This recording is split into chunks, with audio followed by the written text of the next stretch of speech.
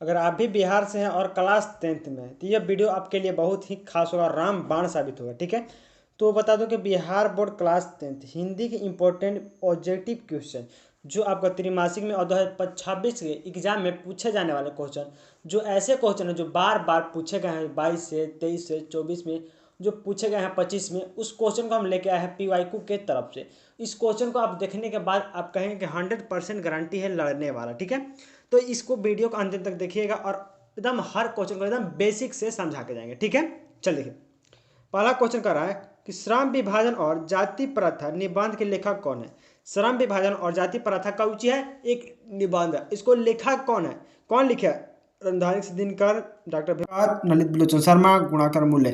किसने लिखा है? तो श्रम विभाजन जो चैप्टर है वो एक प्रकार का निबंध है। किसने लिखा है? तो doctor Bhimrao Ambedkar. Option number ख, क्या है? ऑप्शन नंबर ख, डॉक्टर भीमराव अंबेडकर। ठीक है, भारत के संविधान के जनक, क्या बोलते हैं इसको? संविधान के जनक इनको भी बोला जाता है। ठीक है, तो ऑप्शन नंबर ख बिल्कुल राइट पहला का। दूसरा नंबर आ जाइए, दूसरा प्रश्न बोला कि 20 के दांत कहानी का प्रमुख पात्र कौन है। जो 20 के दांत है इस कहानी का प्रमुख पात्र कौन है? सेन साहब, मदन, खोखा या कासू, उपयुक्त सभी। अगर देखिए इसमें तीनों नाम है। सेन साहब कौन है? तो सेन साहब है जो खोखा के पिताजी हैं, खोखा के पिताजी। मदन कौन है? और क्या? गिरधर लाल। इसमें दो तीन नाम बहुत ज्यादा फेमस है, मदन, गिरधर लाल, सेन साहब और खोखा, जो कि लट्टू के लिए जो कि होता है थोड़ा लफड़ा वगैरह। तो इसमें जो ऑप्शन है उसमें सभी हो जाएगा। क्या होगा? ऑप्शन जो है बिल्कुल सभी होगा। तो प्रमुख पात्र अगर कहता है तो मदन भी होगा, कहीं कहीं मदन भी दिया होगा, ये ध्यान रखिएगा। तो ऑप्शन नंबर ख, सॉरी, ऑप्शन नंबर घ होगा। ठीक है, बिल्कुल राइट, ऑप्शन नंबर घ। तीसरा नंबर आ जाइए, कह रहा है कि भारत से हम क्या सीखे, पाठ की विधा है। तो पाठ की विधा कैसी विधा है? पाठ की जो विधा है कैसी विधा है? निबंध है, कहानी है, भाषण है या ललित निबंध है? अगर बोले कि भारत से हमने सीखा, इसके लेखक कौन है? तो मैक्स मूलर। भारत से हमने सीखा, इसके लेखक है मैक्स मूलर। और जो एक प्रकार का क्या है? निबंध है। क्या है? निबंध है। और जो मैक्स मूलर थे कहाँ के रहने वाले थे? तो जर्मन के रहने वाले। ठीक है, ऑप्शन नंबर ग बिल्कुल राइट होगा। आ जाइए, 4 नंबर आ जाइए। प्रश्न कर रहा है कि नाखून क्यों बढ़ते हैं कि लेखक कौन है। नाखून क्यों बढ़ते हैं कि लेखक कौन है? हजारी प्रसाद द्विवेदी, रामविलास शर्मा, अशोक वाजपेयी, डॉक्टर भीमराव अम्बेडकर। तो नाखून जो बढ़ते हैं हमारे क्या हजारों साल से नाखून, जन्म जन्मांत से नाखून बढ़ते हैं। तो हजारी प्रसाद द्विवेदी मतलब हजारों साल से क्या बढ़ते हैं? नाखून बढ़ते हैं। ऑप्शन नंबर क बिल्कुल राइट होगा चौथा का। ठीक है, आगे चलिए, 5 नंबर बोला कि नागरी लिपि पाठ के लेखक कौन है। तो नागरी लिपि कौन लिखा है? गुणाकर मूल्य जी, अज्ञा जी, रामविलास शर्मा जी या हजारी पास द्विवेदी जी। तो नागरी लिपि कौन लिखा है? तो गुणाकर मूल्य जी लिखे। कौन लिखा है? गुणाकर मूल्य। ऑप्शन नंबर क, गुणाकर मूल्य। आ जाइए, छठा नंबर आ जाइए। छठा नंबर कह रहा है कि बहादुर कहानी के लेखक कौन है। तो बहादुर जो कहानी है इसका लेखक कौन है? अमरकांत जी है, यतंद्र मिश्र है, रामविलास शर्मा जी, अशोक वाजपेयी। किसने लिखा है बहादुर कहानी? और बहादुर जो लड़का था वो कहाँ के रहने वाला था? तो बहादुर जो लड़का था नेपाल के रहने वाला था। इसका पूछेगा इसका उम्र जो था कितना वर्ष था? ये कुछ 12 से 13 वर्ष का जो लड़का था और सीधा साधा एकदम ईमानदार लड़का था। इस पर कितना रुपए का चोरी का इंजाम लगा था? तो 11 रुपए के चोरी का इंजाम लगा था। ध्यान रखिएगा, कितना रुपए का? 11 रुपए की चोरी का इल्जाम लगा हुआ था इस पर। तो बहादुर किसने लिखा है? अमरकांत जी लिखे हैं। ठीक है, ऑप्शन नंबर का छठा का। 7वां नंबर का परंपरा का मूल्यांकन किसकी रचना है। परंपरा जो है उसकी मूल्यांकन किसने लिखा है? रामविलास शर्मा, हजारी प्रसाद द्विवेदी, अमरकांत या गुणाकर मूल्य। तो परंपरा का जो मूल्यांकन है किसने लिखा है? रामविलास शर्मा। ऑप्शन नंबर का होगा रामविलास शर्मा।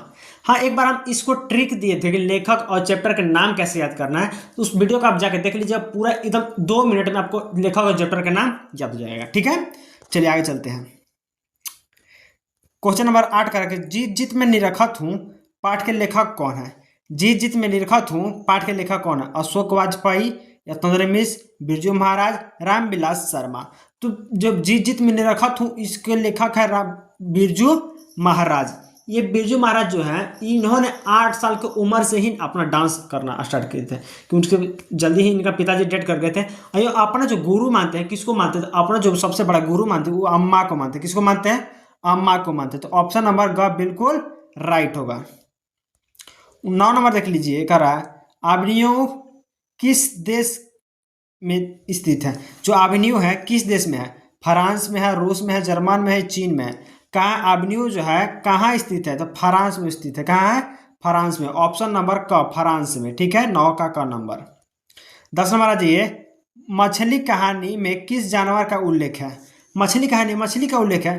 कुत्ता का, बिल्ली का, मछली का, बंदर का, मछली का उल्लेख है। ग नंबर। ठीक है, बिल्कुल राइट। इस चैप्टर में दो लड़का, एगो लड़का एगो लड़की, भाई बहन की कथा कहानी।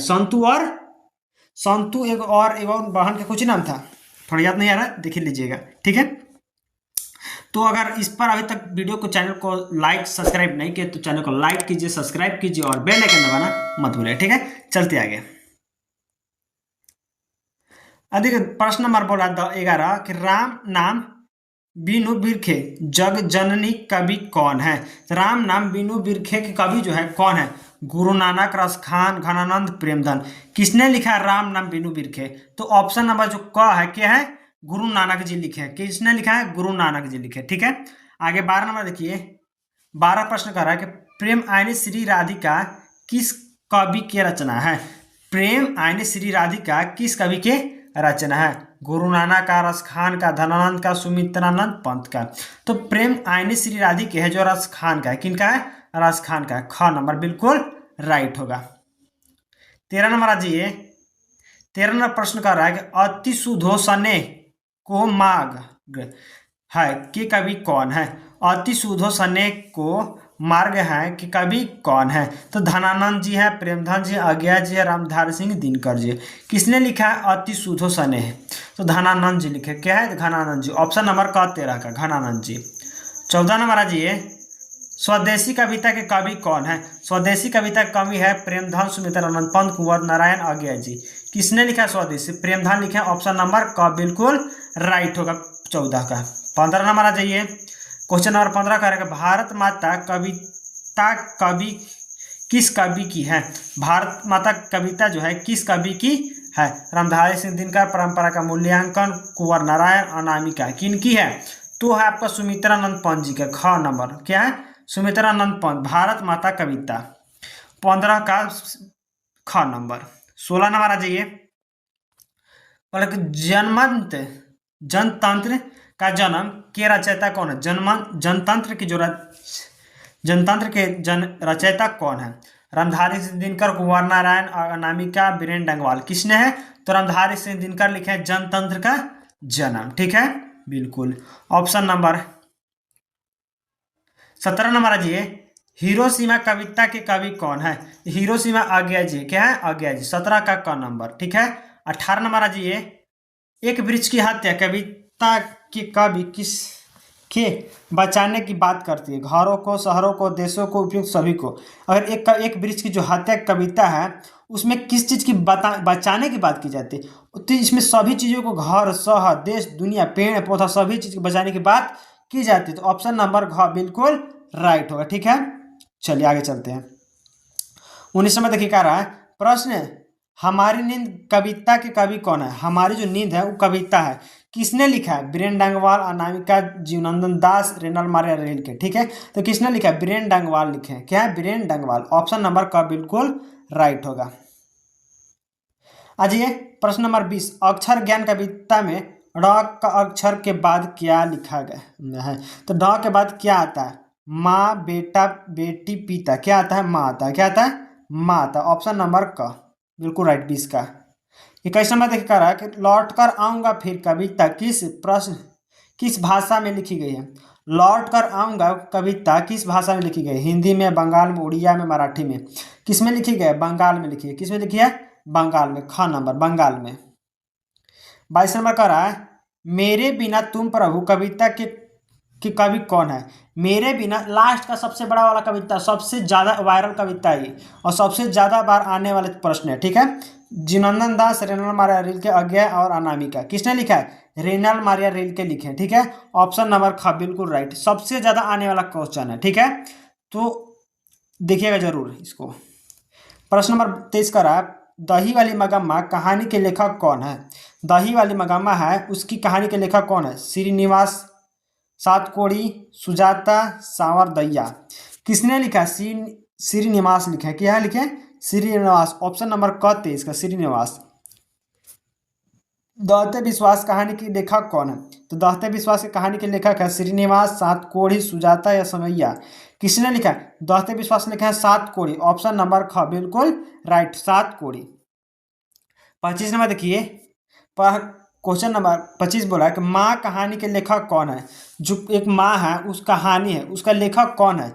श्रीनिवास, सातकोड़ी, ईश्वर पटेलकर, सुजाता। किसने लिखा है? तो ईश्वर पटेलकर जी। ऑप्शन नंबर ग बिल्कुल राइट, श्री पटेलकर जी, ईश्वर पटेलकर जी। ठीक है, अगर अभी तक चैनल को सब्सक्राइब नहीं किया तो चैनल को लाइक, सब्सक्राइब और बेल आइकन दबाना मत भूलिए। ठीक है, चलते आगे। 26 नंबर कह रहा है कि नगर कहानी के लेखक कौन है? सुजाता। क्यों है? सुजाता है। ऑप्शन नंबर क सुजाता। आज ये 27 नंबर बोला कि धरती कब तक घूमेगी कहानी के लेखक कौन है? धरती कब तक घूमेगी किसने लिखा है? ईश्वर पटेलिका, सुजाता, समैया दैया, श्रीनिवास, सांवर दैया। ठीक है, ऑप्शन नंबर ग बिल्कुल सांवर दैया लिखा है कि धरती कब तक घूमेगी। 28 नंबर देखिए, बोला वर्णों के समूह को क्या कहते हैं? तो वर्णों के समूह को वर्ण, ध्वनि, शब्द या वर्णमाला कहते हैं। तो वर्णों के समूह को बोलते हैं वर्णमाला। ऑप्शन नंबर घ बिल्कुल राइट होगा 28 का। 29 नंबर देख लीजिए, कह रहा है कि राम शब्द कौन सी संज्ञा है? जो राम है वो क्या एक राम की बात किया जा रहा है? नहीं, प्रभु श्री राम का बात किया। अब प्रभु श्री राम मतलब दूसरा कोई हो सकता है क्या? बिल्कुल नहीं। तो जातिवाचक, व्यक्तिवाचक, भाववाचक या समूहवाचक क्या होगा बाबू? व्यक्तिवाचक, किसी खास व्यक्ति का बात किया जा रहा है। जैसे महात्मा गांधी की बात बोला जाए, और फिर बोला कि रावण की बात किया जाए, डॉक्टर भीमराव अम्बेडकर की बात किया जाए, तो किसी खास व्यक्ति का बात होता है, व्यक्तिवाचक में ही आएगा। ठीक है, 30 नंबर बोला है कि मीठा शब्द भाववाचक संज्ञा क्या होगा? मीठा शब्द मिठाई, मिठास, मीठापन या मीठे। क्या होता है? मिठास होता है। क्या होता है? मिठास। ख नंबर। ठीक है, ख नंबर 30 का पूरा ग्रामर और ऑब्जेक्टिव आप देखिए कि पूरा ग्रामर आपको बहुत कंप्लीट करके जाएंगे, बस देखते चलिए। 30 नंबर बोला है सर्वनाम के कितने भेद होते हैं? सर्वनाम के कितने भेद होते हैं? सर्वनाम के कितने भेद होते हैं? 4, 5, 6, 7। कितना होता है? 6। ये तो बचपन से पढ़ते आ रहे हैं, संज्ञा, सर्वनाम, लिंग, ध्वनि सब। 32 नंबर, वह पढ़ता है वाक्य में वह क्या है? वह पढ़ता है वाक्य में वह क्या है? संज्ञा, सर्वनाम, क्रिया, विशेषण। क्या है भैया? सर्वनाम है। क्या है? सर्वनाम है। ख नंबर 32 का ख नंबर सर्वनाम है। 33 नंबर देख लीजिए, कह रहा है कि अच्छा लड़का में अच्छा क्या है? अच्छा लड़का में जो अच्छा है क्या है? विशेषण है। अच्छा में अच्छा क्या है? विशेषण। घ नंबर।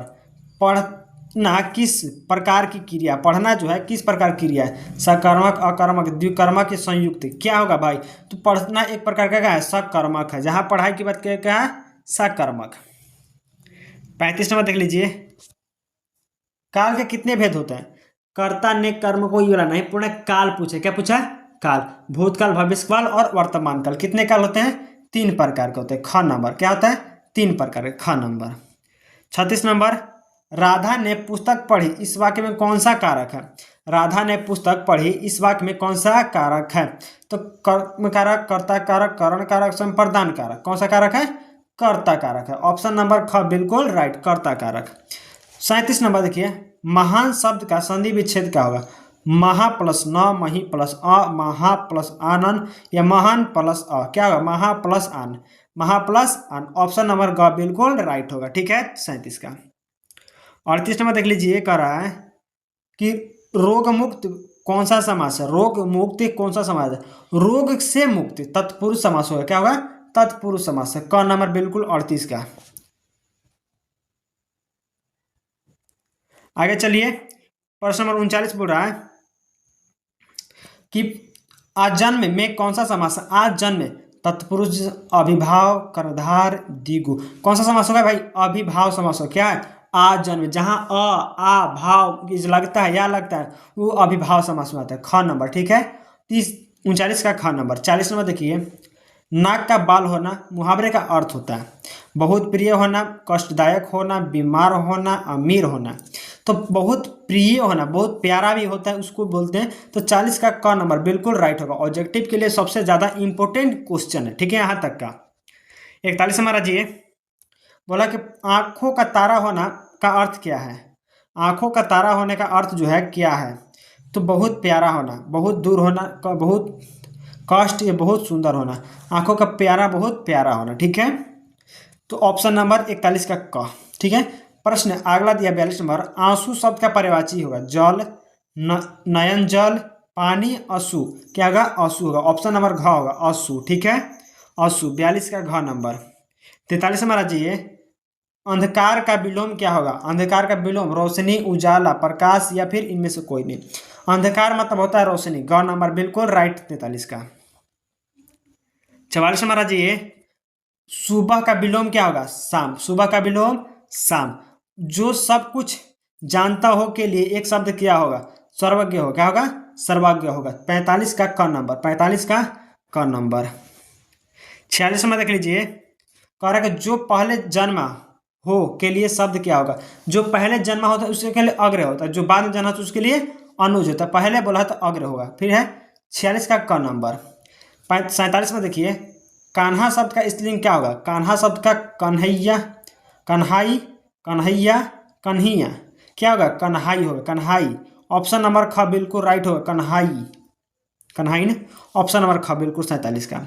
48 नंबर देख लीजिए, क्या कह रहा है कि शिष्य शब्द का स्त्रीलिंग क्या होगा? शिष्य शब्द का स्त्रीलिंग क्या होगा? शिष्या होगा। क्या होगा? शिष्य ही नहीं होगा, शिष्यानी, शिष्यन नहीं होगा, शिष्या होगा। 48 का क नंबर बिल्कुल राइट होगा। ठीक है, 49 नंबर देख लीजिए, क्या कह रहा है, बर्तन शब्द कौन सा लिंग है? बर्तन जो शब्द है कौन सा लिंग है? स्त्रीलिंग हो। जब भी बर्तन की बात किया जाए कब होगा? स्त्रीलिंग। क नंबर। ऑप्शन बिल्कुल 49 का क नंबर, बर्तन की बात किया जाए तो। 50 नंबर आ जाइए, बोला है कि शब्द गंगा शब्द कौन सा लिंग है? गंगा जो है कौन सा लिंग है? पुल्लिंग, स्त्रीलिंग, उभयलिंग, इनमें से कोई नहीं। गंगा, गंगा स्त्रीलिंग हो। क्या होगा? स्त्रीलिंग, मतलब ख नंबर बिल्कुल राइट होगा। और अभी तक चैनल को सब्सक्राइब नहीं किए तो सब्सक्राइब कीजिए, लाइक कीजिए और कमेंट करना मत भूलिएगा। हाँ, दोस्तों के साथ शेयर जरूर करिए ताकि ये वीडियो मिस ना हो।